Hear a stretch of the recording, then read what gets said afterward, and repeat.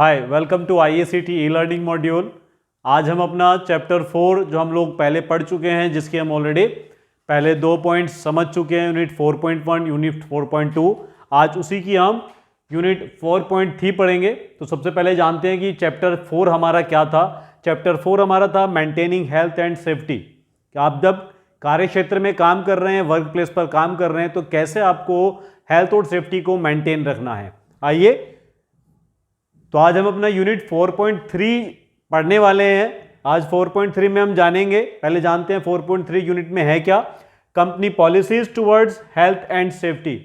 Company की क्या क्या पॉलिसीज होती हैं हेल्थ और सेफ्टीज को लेके, उसमें हम लोग पढ़ेंगे understanding possible health and safety threats at work place. जानना है हम लोगों को, अंडरस्टैंड करना है किस तरीके के हेल्थ एंड सेफ्टी रिलेटेड जो थ्रेट्स हैं, ठीक है, जो खतरे हैं वो हम लोगों के सामने आ सकते हैं। और जो सेकंड पॉइंट हम पढ़ेंगे इसमें वो होगा नॉलेज ऑफ सेफ्टी गियर्स। कौन कौन से सेफ्टी गियर्स हैं जिनका इस्तेमाल करके हम खुद का बचाव कर सकते हैं और अच्छे तरीके से अपने कार्य को पूरा कर सकते हैं, या सेफ तरीके से अपने कार्य को पूरा कर सकते हैं। तो आइए स्टार्ट करते हैं। सबसे पहले जो हम यूनिट 4.3 में पॉइंट्स पढ़ने वाले हैं वो हमने पढ़ा था understanding possible health and safety threats at work place. इसमें हम सबसे पहले जानेंगे सेफ्टी एंड हेल्थ। यहां हम जानेंगे many short terms of long term risk involve in the work place. बहुत सारे छोटे छोटे खतरे या बड़े खतरे हमारे वर्क प्लेस में इन्वॉल्व होते हैं। There are several work place associated threats to health and safety. यहां कई सारे जो हमारे वर्क प्लेसेस हैं, सेवरल वर्क प्लेसेस, बहुत सारे वर्क प्लेस की अलग अलग जगह की अलग अलग सेफ्टी एंड सिक्योरिटी रीजंस हो सकते हैं, अलग अलग तरह की हेल्थ एंड सिक्योरिटी मेंटेनेंस हम लोगों को करनी पड़ती है। ये अकॉर्डिंग टू आपका फ्लोर साइज या स्पेस जैसा आपके पास अवेलेबल है वैसा आपको करना है। तो सेवरल वर्क प्लेस पे एसोसिएटेड होते हैं threats to health and safety. Health and safety से रिलेटेड जो थ्रेट्स हैं वो मिल सकते हैं। देखिए, वो जितना बड़ा क्षेत्र होगा कार्य करने में उतना ही आप लोगों को सुविधा तो होती है, लेकिन कहीं ना कहीं कोई ना कोई खतरा हम लोगों के सामने आ सकता है। तो सबसे पहला हमारा सेफ्टी एंड हेल्थ था। हम लोग जो जाना कि किस तरीके से जो बड़ा क्षेत्र हो या छोटा क्षेत्र हो, कोई बड़ा एरिया है काम करने का, छोटा एरिया काम करने का, वहां पे किसी भी तरीके का खतरा हम लोगों के पास आ सकता है, सुरक्षा को लेके, हेल्थ को लेके। नेक्स्ट पॉइंट हम लोगों का जो सबसे पहले होगा वो हमारा है पोस्चर स्ट्रेस। जो हम कार्य क्षेत्र की बात कर रहे हैं कि चाहे छोटा है या बड़ा है, किस तरीके के थ्रेट्स आ सकते हैं, उसमें सबसे पहला पॉइंट है पोस्चर स्ट्रेस। यानी कि आप सिटिंग पोजीशन में आप देख सकते हैं पोस्चर स्ट्रेस में कौन सी पोजीशन हम लोगों के लिए परफेक्ट है और कौन सी पोजीशन हम लोगों के लिए खराब है, जिससे हम लोगों को खतरा हो सकता है। तो पहली पोजीशन जिसमें आज स्टाफ जो है ये थोड़ा सा बैक पड़ रहा है, चेयर में बैक साइड में अटैचमेंट नहीं है, ठीक है, थोड़ा सा अपने आप को आगे की तरफ जो है उसने पुल कर रखा है, धकेल रखा है, तो ये गलत पोस्चर है। इसके बाद अगर बात करें सेकंड पोस्चर की, तो यहां भी वो आगे की तरफ थोड़ा सा झुकाव है, ठीक है, तो ये भी पोस्चर आपका गलत है। जो एक्चुअल में सिटिंग पोजीशन का हमारा जो पोस्चर है वो ये थर्ड वाला है, जिसमें आपने देखा ग्रीन कलर का टिक भी लगा हुआ है, ये सही पोस्चर है। आपका जो बैकबोन है वो 90 डिग्री के एंगल में होनी चाहिए और आपके पैर जो है बिल्कुल स्ट्रेट होने चाहिए। इससे क्या होगा, सुरक्षा खतरा क्या होता है कि लगातार झुक के बैठने से या अनकंफर्टेबल बैठने से आपको किसी भी तरीके का बॉडी पेन हो सकता है। तो पोस्चर स्ट्रेस की तरफ हम लोग ध्यान रखेंगे। नेक्स्ट जो थ्रेट्स हम लोगों के पास आता है वो है नॉइस। लगातार कार्य क्षेत्र में किसी भी तरह की वॉइस या लगातार फोन पे बात करने से या किसी तरीके के शोर से आपको नॉइस प्रॉब्लम हो सकती है, जिससे क्या होता है ज़्यादा नॉइस की वजह से कुछ लोगों को हेडेज प्रॉब्लम होती है, हेड पेन की प्रॉब्लम शुरू हो जाती है, ठीक है, काम करने में आपका कंसंट्रेशन नहीं रहता। तो नॉइस प्रॉब्लम भी कहीं ना कहीं एक थ्रेट्स है कार्य क्षेत्र में जो उभर कर हम लोगों के सामने आता है। उसके बाद जो नेक्स्ट पॉइंट हम लोग जानेंगे वो है इम्प्रॉपर इलेक्ट्रिक वायरिंग। देखिए, ये सबसे बड़ा खतरा है आज के समय में। अगर हम सेफ्टी को लेकर बात कर रहे हैं तो इम्प्रॉपर इलेक्ट्रिक वायरिंग सबसे बड़ा खतरा हम लोगों के लिए होता है। बिकॉज ऑफ दैट आप जानते हैं कि मोस्टली जो फायर से रिलेटेड जो भी न्यूज़ हम लोगों को देखने के लिए मिलती है कि आज कहीं आग लग गई, आज कहीं लग गई, ये सब किससे होता है, फायर से, ठीक है ना। ये क्या होता है, वायरिंग उल्टी सीधी है, अलग से उन्होंने कहीं ना कहीं कोई वायर थी, अटैचमेंट हुई, 1 से 2 वायर, 2 से 3 वायर, और आग लगने की घटना सामने आ सकती है। तो इम्प्रॉपर इलेक्ट्रिक वायरिंग, यानी कि आपके कार्य क्षेत्र में जो वायरिंग है, ये जो जाल है, कहीं ना कहीं ये सुरक्षा खतरों को निमंत्रण दे रहा है, कहीं ना कहीं आपकी सेफ्टी को लेके एक बहुत बड़ा खतरा है, तो इसकी तरफ हम लोगों को ध्यान देना है। नेक्स्ट हम लोग चलते हैं आगे, एक और पॉइंट जो हमारा है इसमें, dysfunctional safety tools like surveillance camera और बायोमेट्रिक सिस्टम।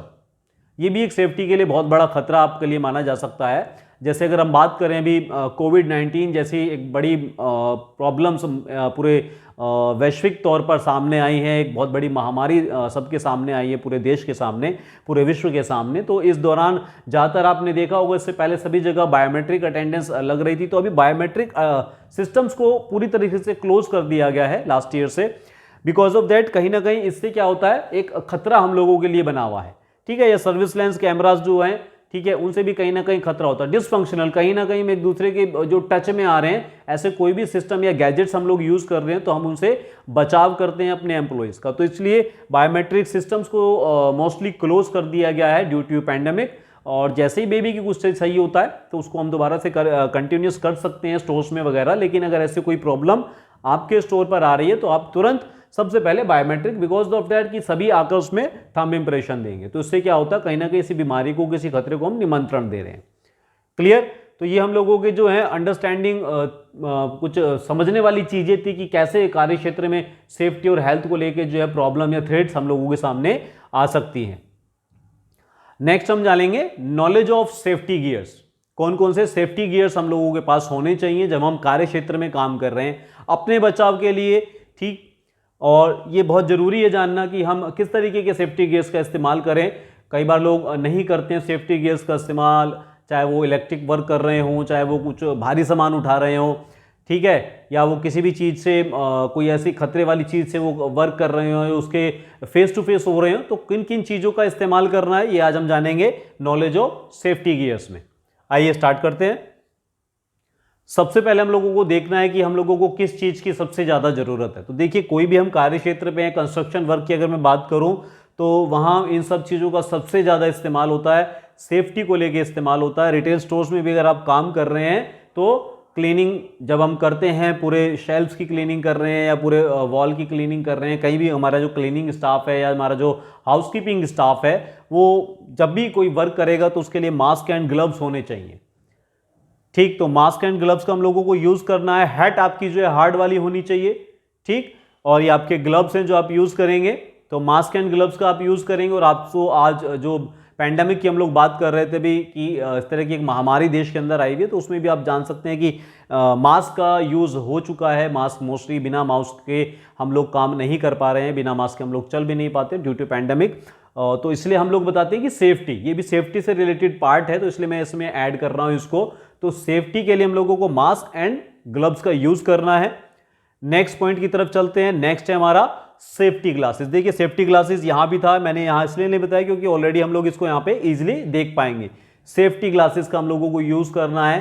कहीं भी ऐसे धूल कण मट्टी आपकी आंखों में जा सकती है, कहीं इलेक्ट्रिक वर्क हो रहा है, ठीक है, कहीं वेल्डिंग वर्क हो रहा है, तो उसके लिए ग्लासेस होते हैं। अलग अलग तरह के सेफ्टी ग्लासेस हैं जिनका आप इस्तेमाल अपनी सेफ्टी के लिए कर सकते हैं, और कार्य क्षेत्र में इन सब चीजों का यूज करना बहुत जरूरी है। नेक्स्ट पॉइंट की तरफ चल रहे हैं। तो हार्ड हैट्स, जो मैंने पहले आपको दिखाया था मास्क एंड ग्लव्स में, वहां पे एक हार्ड हैट भी रखी हुई थी, तो हार्ड हैट का हम लोग इस्तेमाल करेंगे, ठीक है। ये हमारे सिर की सेफ्टी की, कहीं भी कंस्ट्रक्शन वर्क में सबसे ज्यादा आपने देखा होगा, ठीक, ये हार्ड हैट का यूज किया जाता है। इन केस कुछ अगर बाई चांस कुछ चीज आपके सर पर गिरे तो आपका सर जो है किसी भी बड़े खतरे से बच सके, आप किसी बड़े खतरे से बच सके, किसी तरह की कोई चोट आपको ना आए, तो हार्ड हैट्स का हम लोगों को यूज करना है।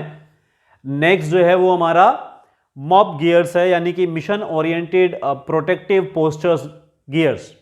ये पूरी ड्रेस आती है। ये ड्रेस ज़्यादातर हम लोग जब फेस टू फेस होते हैं किसी महामारी से, जैसे भी आपने बात कर रहे थे हम कि अगर आप कार्य क्षेत्र में हैं, कोई धूल मट्टी कण किसी तरह की कोई प्रॉब्लम क्रिएट हो गई है, ठीक है, उस दौरान हम इस तरह की जो ड्रेसेस हैं उनको वियर करते हैं खुद को बचाने के लिए, पूरी बॉडी को सेव करने के लिए मॉप गियर्स का यूज किया जाता है। तो क्या है, मिशन ओरिएंटेड, कोई भी मिशन जिस मिशन से रिलेटेड हमें, तो वहाँ खुद को प्रोटेक्ट करने के लिए, खुद को बचाने के लिए हम जिस पोस्टर्स का, जिस ड्रेसेस का इस्तेमाल कर रहे हैं वो होता है हमारा मॉब गियर्स। जैसे आपने अभी पैंडेमिक के दौरान देखा होगा कि डॉक्टर इस तरीके का जो मॉब गियर्स है उसका इस्तेमाल कर रहे थे खुद को बचाने के लिए।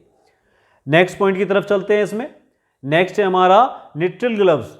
ये आप कब कहेंगे, आपने देखे होंगे मोस्टली ग्लव्स, कहीं ना कहीं आपने देखे होंगे, तो मैं इसको बता भी देता हूं। यूज फॉर केमिकल, जहां केमिकल का काम होता है, जहां हम केमिकल का यूज करते हैं, तो हार्ड केमिकल से खुद को बचाने के लिए हम लोग निट्रिल ग्लव्स का यूज करते हैं। तो इस तरीके के ग्लव्स आते हैं, ये हार्ड रबड़ से बने होते हैं, ठीक है। इनका इफेक्ट कुछ कम होता है, तो ये जल्दी से खराब भी नहीं होते। इसके बाद अगर हम बात करेंगे नेक्स्ट पॉइंट की तरफ चलते हैं, तो नेक्स्ट पॉइंट हमारा है लेटेक्स ग्लव्स। जो लेटेक्स ग्लव्स आपके हैं ये यूज्ड इन हॉस्पिटल्स।